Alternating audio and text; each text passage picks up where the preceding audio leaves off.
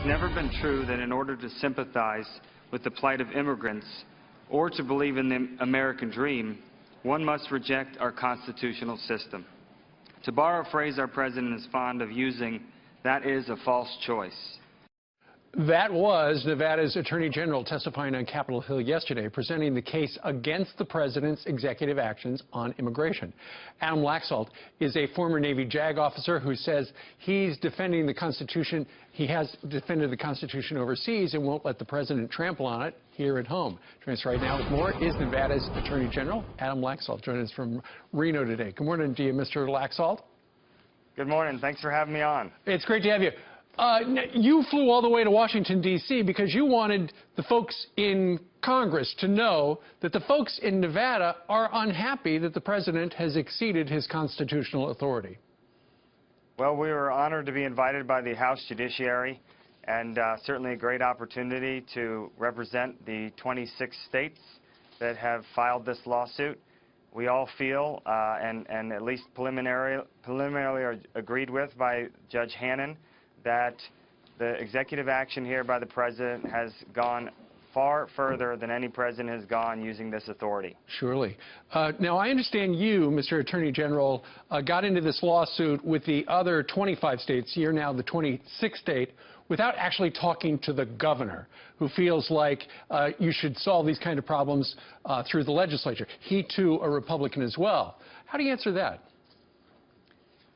Well, you know, this lawsuit, the primary thing we are asking for is an injunction. And what an injunction does is freeze the president's, what we believe, unilateral executive action, and it moves it back to Congress, the constitutionally place where it's supposed to be. So, you know, we're working very hard to make sure that our Constitution can't be violated, and that the president is doing his job, which is executing laws that Congress is passing. Surely. In the meantime, Mr. Attorney General, we've talked on this program and this channel about how, from the direction of Washington, D.C., the ICE agents, for the most part, they're not deporting anybody anymore. They haven't for a while. Just the worst of the worst gets sent back, if at all. I want to play a little soundbite for you right now. Here's the President of the United States last night at a town hall, essentially threatening ICE agents. Listen to this. The bottom line is that if somebody's working for ICE and there is a policy and they don't follow the policy, there are going to be consequences to it. Okay, so his policy is let everybody stay, but the laws say if you're in the country illegally, you should be deported. So what are we to make of that? Well, you know, focusing again on this lawsuit, what the president has asked is for these 5 million designated set of legal immigrants to be granted this new status and for their deportation to be deferred. We believe that the president is acting outside his authority. That's not within what they call prosecutorial discretion. Sure. And that's what we went to Congress yesterday to discuss. Surely.